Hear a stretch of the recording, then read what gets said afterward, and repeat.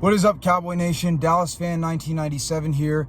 I apologize, guys. I didn't come with a pregame video. I didn't come with a postgame video. Super tired. I didn't get any sleep the night before the game. I was working nights for the last week, so just really tired. Didn't have a chance to really make any videos. I was just exhausted. But I wanted to talk about the Dallas Cowboys. We're currently 1-2. Okay. The Dallas Cowboys, our Dallas Cowboys, are currently 1-2. It is never good to be 1-2. I know this is kind of what we expected, but I didn't expect to lose the way we did. Now, a lot of people are going to come and say, well, Dak Prescott, he had 379 yards. He almost came back, but the defense let us down. We've been hearing Cowboys fans say that all week. They blame the defense. They blame the running backs. They blame Mike Zimmer and Mike McCarthy, but they never want to put any blame on Dak. Dak Prescott is getting paid $60 million a year, and he is not able to elevate the offense. All of Dak's yards against the Ravens came in the end of the fourth quarter when the Ravens were playing soft coverage and they were up by 3 scores. And I wasn't surprised that we lost. I knew we were going to lose. That's why I didn't get too excited. I started yelling, padded stats. I was laughing sarcastically because I knew we were going to lose the game. Why? Because Dak and the offense couldn't do a dang thing for 3.5 quarters. And the defense, and I'm going to get to the defense in a second. The defense by then was so tired that when the Ravens were running the ball down their throats, it was easy because they had 34 minutes. They controlled the time of possession. So even though people are going to say, well, the defense let us down, where was the offense for the first 3.5 quarters? Where was the offense? Where was our $60 million elite quarterback, which he's not elite? Where was he? Nowhere to be found. And this is the third game in a row that Dak Prescott and the offense have looked bad. They looked bad in the first game against the Cleveland Browns. A lot of people came after me and said, you were wrong. The offense looked great. And I was telling you guys, the offense didn't look too good in the first game. Everybody was like, no, Dak and the offense, they played so good. And in the second game, I told you guys, once again, the offense played bad. And in the third game, the offense, what did they do? They played bad. Everybody's going to say, well, they scored 25 points. Well, Dak had almost 400 yards. Yeah, in literally the last half of the third quarter against the Baltimore Ravens, against the bad Baltimore Ravens secondary, against the Baltimore Ravens who were going soft. They were playing soft coverage because they were up by 3 scores. He did the same thing.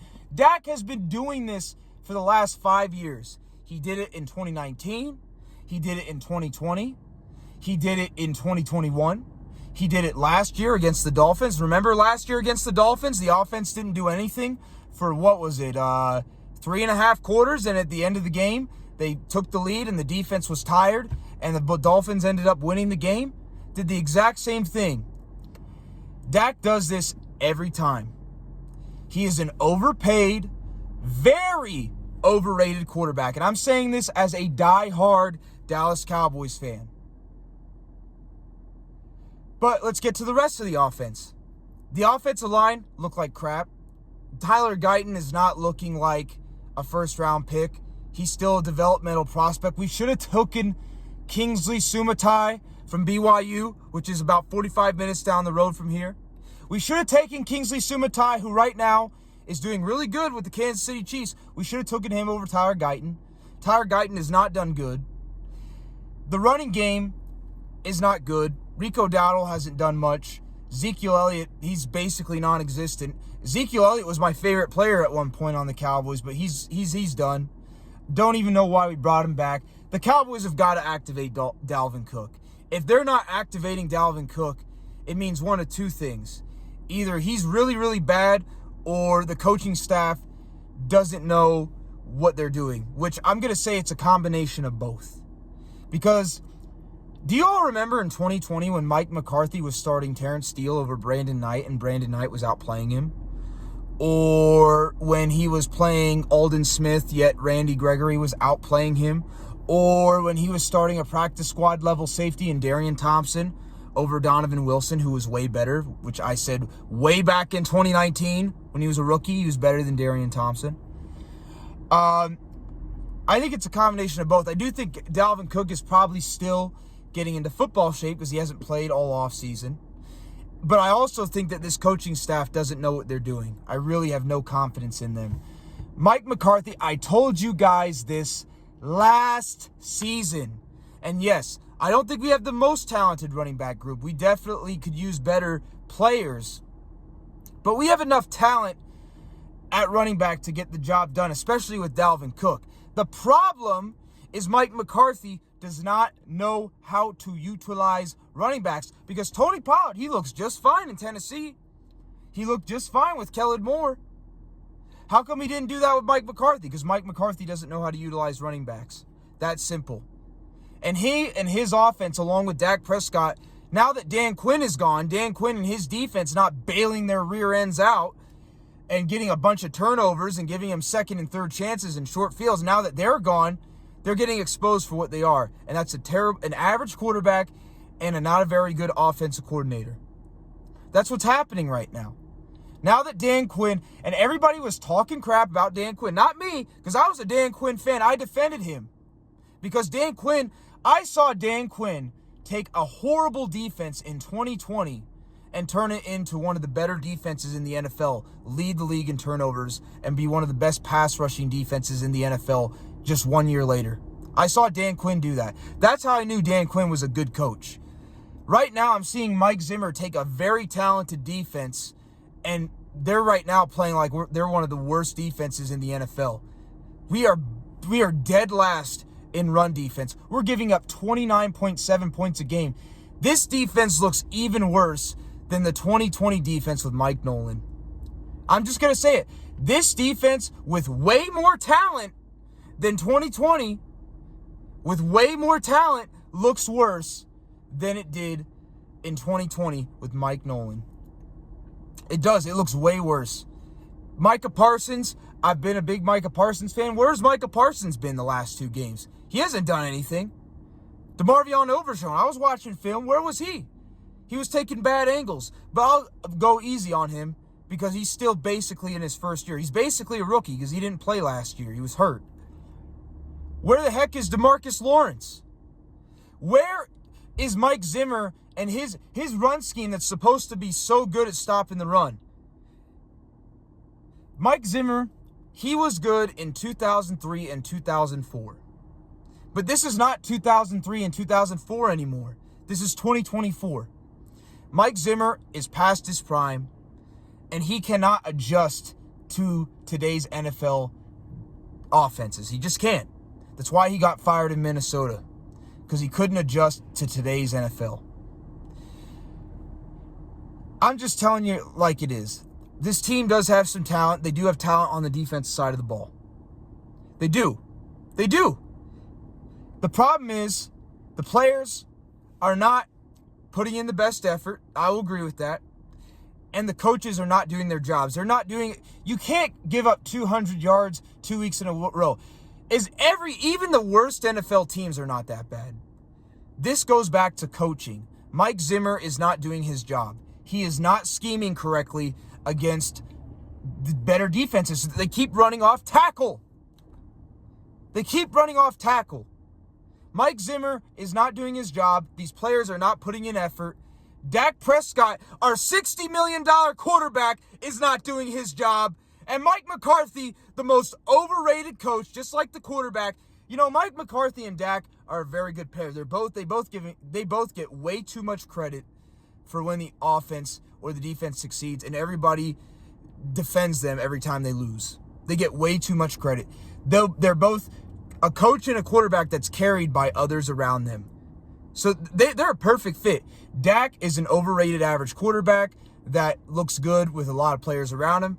Mike McCarthy is an overrated, at best, average coach that gets made look good by the talent and the other coaches around him, a.k.a. Dan Quinn. And that's the truth. That's the truth. Cowboy Nation, tomorrow is a big game against the New York Giants. The Cowboys have they've looked terrible the last 2 weeks. I'm just going to call it the way it is. The only good player in the last 2 weeks was Brandon Aubrey. Brandon Aubrey is the only player that's been good all season. Oh, and CeeDee Lamb. CeeDee Lamb has had a decent year, but even CeeDee Lamb, you can't fumble inside the red zone, bro. You're one of the highest paid players. I've been hard on Dak, but CeeDee Lamb, you're one of the highest paid receivers in the NFL, man. And I understand your frustration. I understand. Dak is playing like crap. Dak is overrated. I understand that, and I totally support your frustration, CeeDee Lamb. I get it. I'd be frustrated too. I would, because CeeDee Lamb is the reason why this offense succeeds, not Dak. We could honestly win without Dak. We've already won without Dak. We're 9-8 without Dak. Dak's not that important to this offense. CeeDee Lamb is. And for that reason, CeeDee Lamb, you cannot fumble inside the red zone, my friend. Not in a game like that. You got to be better. But I'm not going to lay into you as much, because you're the reason why this offense has looked good the last couple of years. You are the reason. You elevate the offense more than Dak. Dak does nothing to elevate the offense. Dak does nothing to elevate the offense, and we're paying him $60 million a year. Cowboy Nation, tomorrow is a must-win game for Dak Prescott. It's a must-win game for Mike McCarthy. It's a must-win game for Mike Zimmer and the Dallas Cowboys. I'm just going to tell you right now, if we don't get the win tomorrow against the New York Giants, the season's over. The season's over. If we lose tomorrow, Mike McCarthy's got to go. And not only if we lose in embarrassing fashion, Mike McCarthy's got to go. Mike Zimmer has to go. I know that they won't do this because we paid him $60 million, but honestly, if Dak plays bad again, put him on the bench. They won't do that. But realistically, Mike McCarthy's got to go, and Mike Zimmer's got to go. Mike McCarthy really should have been fired after the playoff game versus Green Bay. He really should have. He should have been fired after that game. The fact that Jerry Jones kept him that year already set the tone for the rest of the season after that game. But if he loses tomorrow and defense looks terrible and Dak looks terrible and Mike McCarthy's offense looks terrible again, Mike McCarthy's got to go. Mike Zimmer's got to go. That's my thoughts. I can't believe we overpaid an average quarterback. I can't believe that fans are actually blaming Dan Quinn when Dan Quinn was the sole reason why this team was 12-5. He was one of the biggest reasons, with his defense getting all those turnovers, with his defense getting after the quarterback, why this team was 12-5 the last 3 years. Because I'm going to tell you right now, if Dan Quinn was not in Dallas the last 3 years, Mike McCarthy would have been fired. We would not have gone 12-5. Dak Prescott would have never gotten that extension. But it is what it is. I'll come to you guys tomorrow with my pregame video of when we take on the Giants. It's a must-win game. It's a must-win game. Got to get it done tomorrow. I'll catch y'all later, Cowboy Nation. Peace.